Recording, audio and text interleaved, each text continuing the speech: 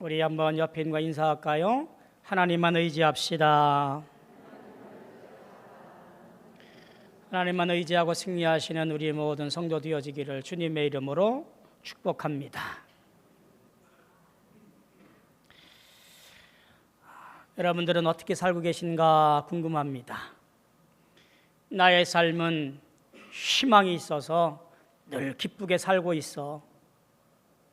아니면 사는 게 너무너무 힘들고 허무해. 대한민국의 많은 사람들이 겪고 있는 여러 가지 일들은 아마 후자에 더 가깝지 않을까 하는 생각을 해보게 되어집니다.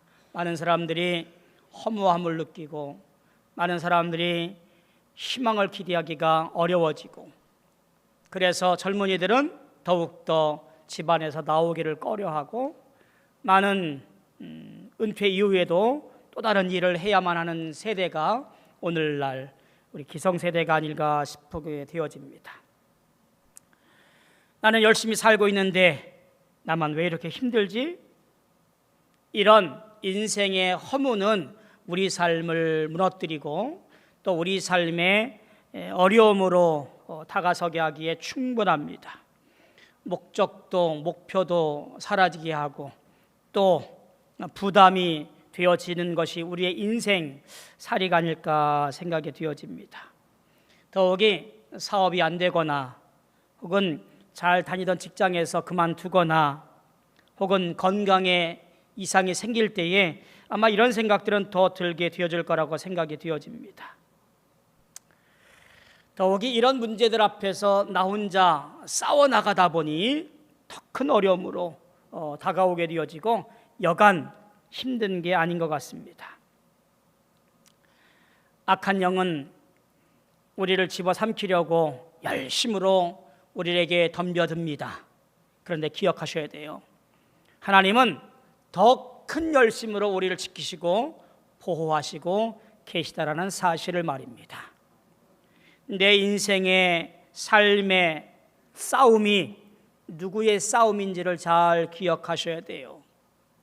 나 혼자 덩그러니 앉아서 내 인생과 내 여러 가지 것들과 혼자 동분서주 싸우는 것이 아니라 하나님께서 나의 싸움의 주인인 것을, 내 인생이 나의 것이 아니라 하나님의 것임을 기억하고 고백하는 것이 우리의 인생에서의 가장 중요한 것임을 기억해야 될 줄로 믿습니다.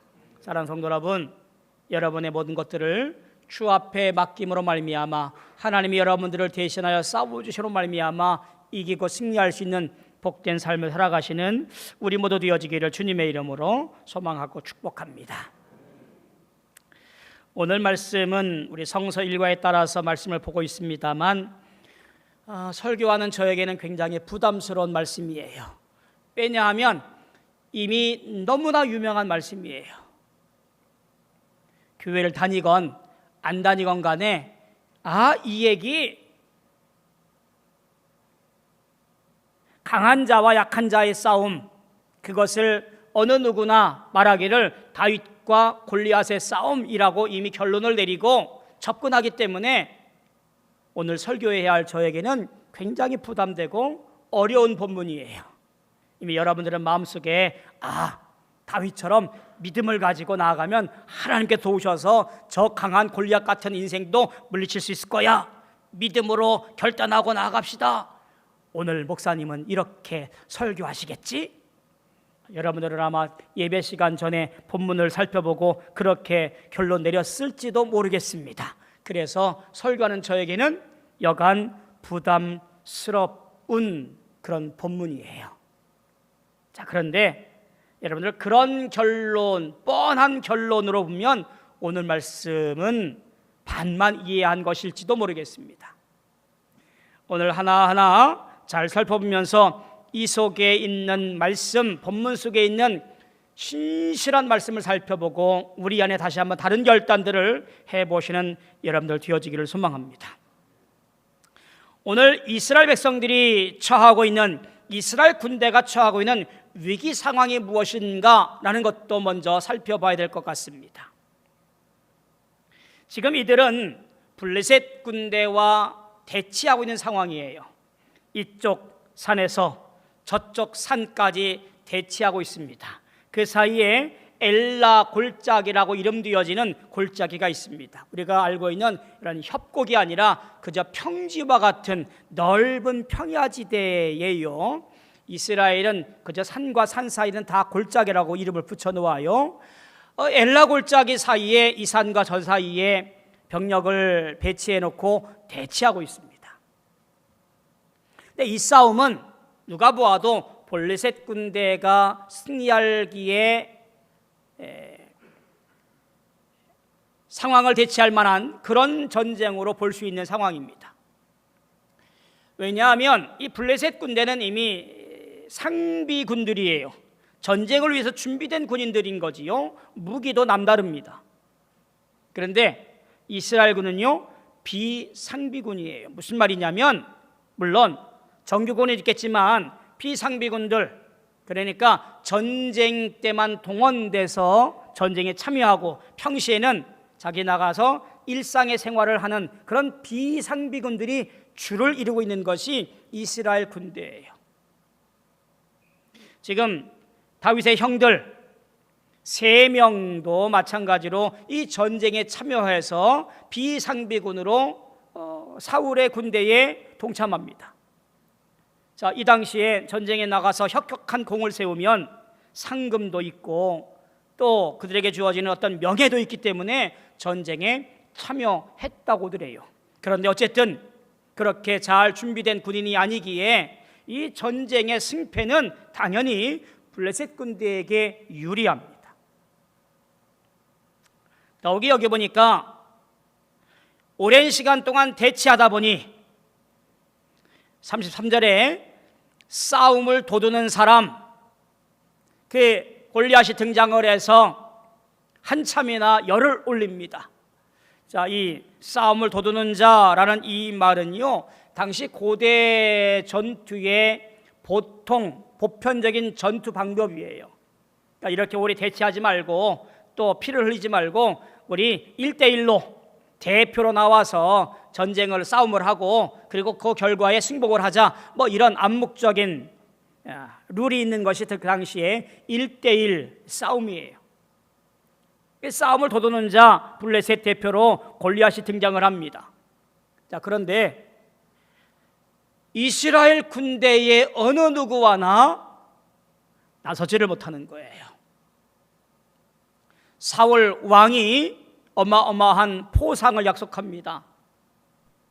내가 재물도 주고 내 딸도 주고 세금도 면제해 주리라, 이런 포상을 걸었음에도 불구하고 어느 누구와나 나아가서 저 골리앗과 대항하여 싸울 만한 용사가 없는 거예요. 그도 그럴 것이 이 골리앗을 표현하는, 소개하는 말씀을 보면 어마무시합니다. 17장 4절에 보니까 그의 키는 6규빗 한 뼘, 머리에는 노트고를 썼고 몸에는 비늘 갑옷을 입었으니 그 갑옷의 무게가 놋 5,000세겔이며 그의 다리에는 놋 각반을 쳤고 어깨 사이에는 놋 단창을 메웠으니 그 창자루는 배를 채 갖고 창날은 철 600세겔이며 방패 든 자가 앞서 행하더라. 이게 지금 골리앗의 군장과 더불어 그의 모습을 소개하는 장면이에요. 6규빗 반 정도 되면요, 오늘날 셈법으로 하면 약 2m 90에서 약 3m 정도의 거인이에요. 어디에서도 못 봤던 그런 기골이 장대한 사람, 그게 지금 누구냐면 골리앗입니다. 그는 완전 군장을 하고 있습니다. 칼 하나, 화살 하나 그의 몸을 뚫을 수 있을까 싶을 만큼 군장을 잘 휘두른 사람이에요. 또한 그의 곁에 완전히 막아주는 호위병들도 있습니다. 방패를 든 사람도 앞서서 행하고 있는 것이 누구냐면 지금 골리앗의 모습이에요. 그러니 이스라엘 군인들은 그를 보고 무서워하여 도망가는 것, 이것이 지금 이스라엘 백성들의 오락선이에요. 기세등등하게 나와서 1대1로 싸워보자고 저 블레셋 군대의 골리앗이 큰 소리를 치고 있을 때 하나님의 이름으로 나가서 싸워야 할 이스라엘 군대 용사가 한 명도 없는 것이 너무나 이상합니다. 이상하잖아요? 그 이스라엘 군대 안에 누가 있어요? 가장 먼저 생각하고 떠오르는 것이 사울이 있어요. 사울이 어떤 사람이에요? 그를 처음 소개할 때 이렇게 소개하잖아요. 이스라엘 자손 중에 더 그보다 준수한 자가 없고 키는 모든 백성보다 어깨 위에 더한 사람, 그게 사울이에요. 그의 용맹함 또한 이렇습니다. 밭에서 소를 몰고 오다가 백성이 우는 소리를 들어요. 그리고 그것에 격분하고 하나님의 신에 감동되어서 쫓아가서 암몬 족속을 다 물리칩니다. 그리고 야베스 족속을 구해와요. 그게 사울이에요. 그런 사울도 지금 숨어서 꼼짝 못하고 숨죽이고 고개 숙이고 숨어있는 꼬락서리예요. 그뿐입니까? 그의 아들 요나단도 있었잖아요. 요나단이 어떤 사람이에요? 사무엘상 14장에 보면 요나단이 등장을 하는데 블레셋 군대에 무기를 든 소년과 단둘이 들어가서 그 진영을 더 혼란하게 하고 돌아온 사람이 누구냐면 요나단이에요. 용맹함을 따지자면 아버지 못지않은 것이 요나단이에요. 그런데 그 어느 누구 하나 저 앞에 있는 골리앗과 싸워서 이길 용기를 못 내고 있는 것이 너무나 이상하잖아요. 도대체 무엇이 이들을 이렇게 힘들게 하고 있고 위기로 몰아가고 있을까? 그 이유를 14장, 15장에서 보여줘요. 하나님의 신이 사울을 떠나가는 사건이 등장하잖아요. 하나님의 신이, 하나님의 영이 사울을 떠나가요. 쉬운 말로 하나님께서 지금 이스라엘 군대에 함께하지 않는다라는 이야기예요. 하나님의 용사인 그들에게 하나님이 함께하지 않으니 그들은 싸울 용기도 없고 나설 힘도 지혜도 없게 된 거예요. 골리앗이 지금 저 앞에서 하나님의 군대를 모욕하며 힘껏 떠들어도 하루 이틀이 아니라 여기 보니까 40일 조석으로 나와서 나타내어 떠들고 있고 조롱하고 있고 모욕하고 있고 치욕을 주는데도 불구하고 어느 누구 하나 나가서 그 말 앞에 격분하며 싸울 용기를 못 내고 있는 거예요. 하나님이 함께하지 않으니, 하나님께서 그들의 영과 함께하지 않으니 이런 꼬락서니가 된 거지요. 잘 기억하셔야 돼요. 오늘 우리도 마찬가지로 이 땅에 영이 충만해야 할 때가 우리 믿는 사람들의 모습이에요. 내 안에 영이 없으니 세상에 타락한들 관심 없고, 내 안에 성령이 충만하지 않으니 세상이 엉뚱한 길로 가더라도 그들을 향하여 기도하거나 그들을 향하여 타박하는 일이 없다라는 얘기지요.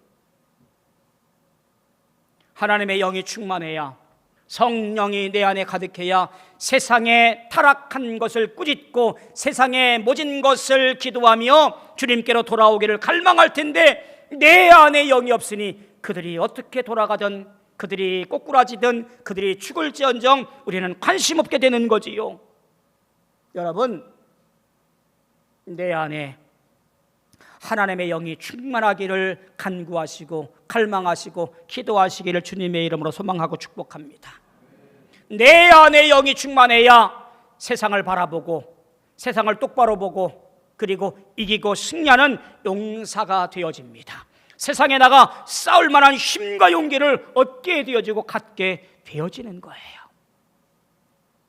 이스라엘 군대의 위기, 블레셋 군대 잘 준비된 군사, 어느 누구도 범접하지 못할 무기, 기골이 장대한 병사, 이것이 이스라엘 군대의 위기가 아니라 그들의 가장 큰 위기는 하나님의 영이 함께하지 않는다는 것이에요.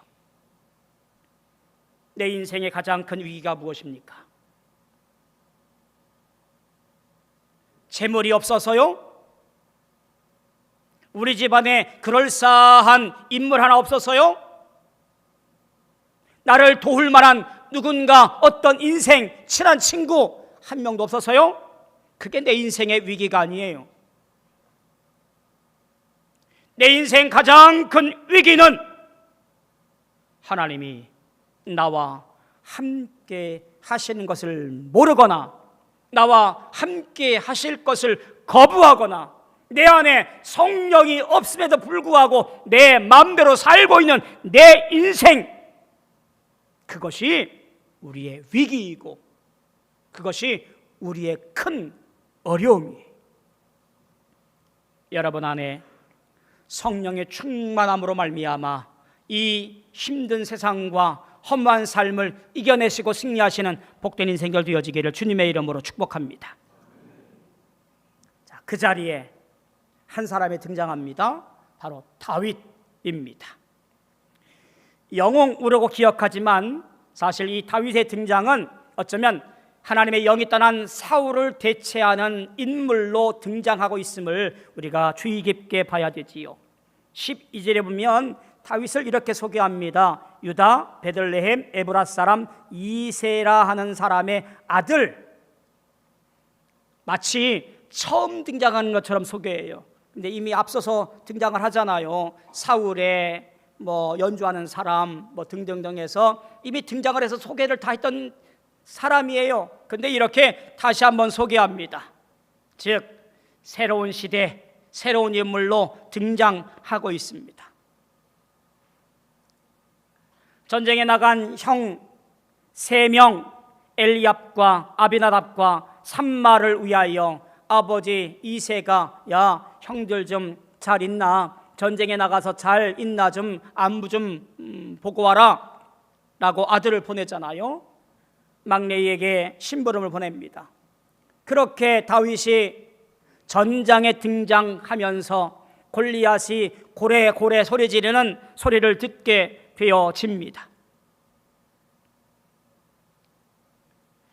이스라엘 군대를 모욕하고 이스라엘 군대를 모독하는 골리앗의 그 함성을 듣게 되어진 거지요. 그 음성 듣고도 숨어들었던 사울과 이스라엘 군대 모든 병절, 그들과 반대로 다윗은 그 소리를 듣고 격분하여 이 전쟁에 참전하겠노라고, 나가서 내가 싸우겠노라고 그렇게 선언을 합니다.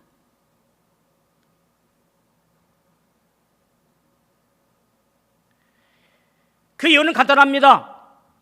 26절에 보니까 이 할례 받지 않은 블레셋 사람이 누구이기에 살아계시는 하나님의 군대를 모욕하느냐 라고 하는 출사표를 던져요. 어느 누구 하나 골리앗의 그 모욕의 소리를 해도 그것이 모욕인 줄 모르고 숨어 지냈던 그들과 반대로 다윗은 그 소리를 듣자마자 저 할례 받지 못한 이방 족속이 감히 하나님의 군대를 모욕하느냐, 영적 도전, 영적 싸움으로 알아듣고 내가 이 전쟁에 참전할 것을 선포하게 된 거지요.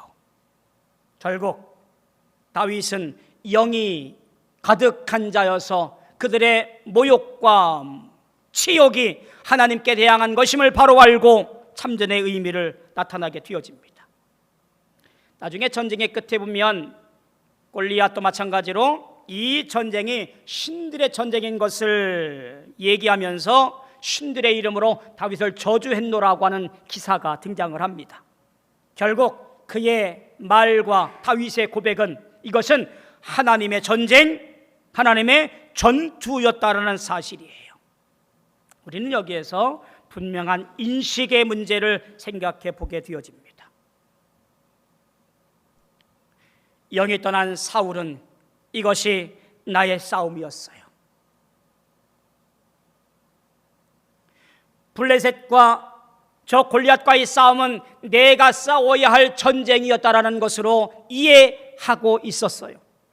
그러니 감히 무서워서 나아가 싸울 수 없는 것이 사울의 모습과 형편이었던 거지요. 꽁무니를 빼고 숨어 지낼 수밖에 없는 것이 사울이었지요.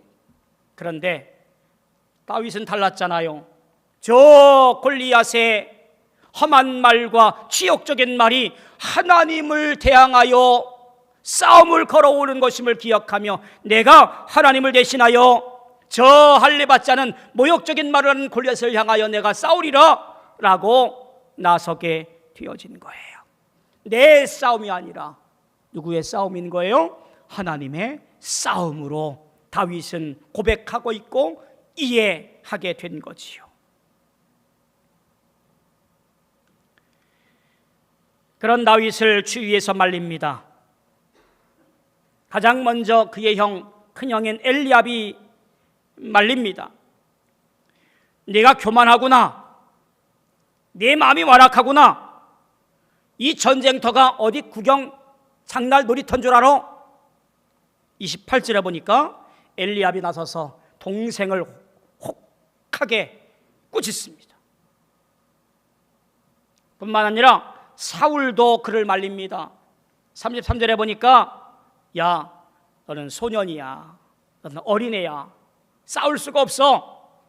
저 골리앗은 이미 어릴 때부터 용사로 병사로 훈련된 사람이야.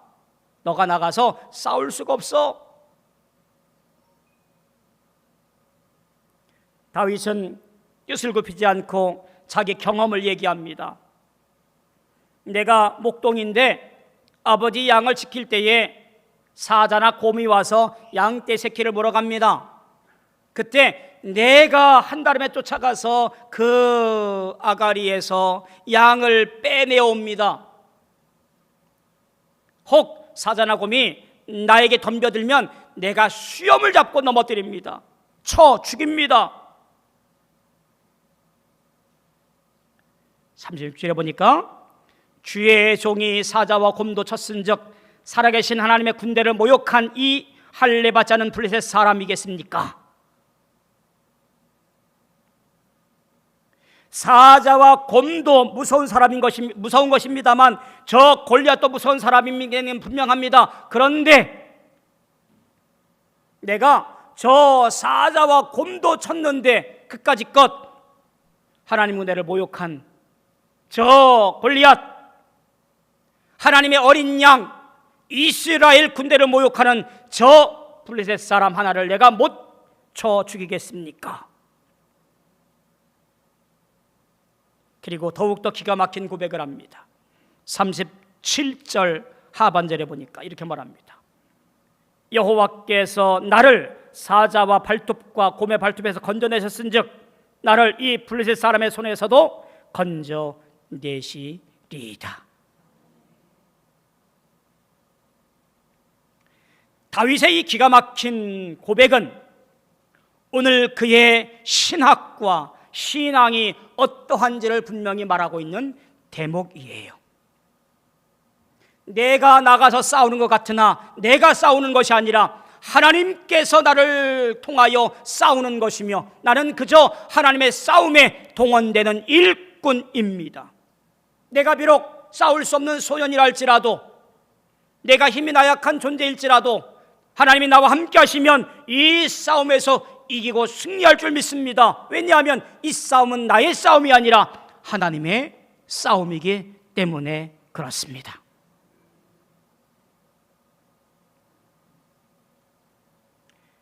그런 다윗의 고백을 사울이 보고 그 싸움을 허락합니다. 사울이 갖고 있던 군장들을 입어보라고 칼을 차보라고 건넵니다. 익숙하지 않아서 다 내어버리고 그에게 익숙했던 물매와 돌 5개를 준비합니다. 고작 그거였습니다. 달려가면서 큰 소리로 말했던 다윗의 목소리는 우리에게 너무나 큰 울림으로 다가섭니다. 그는 이렇게 말을 하지요.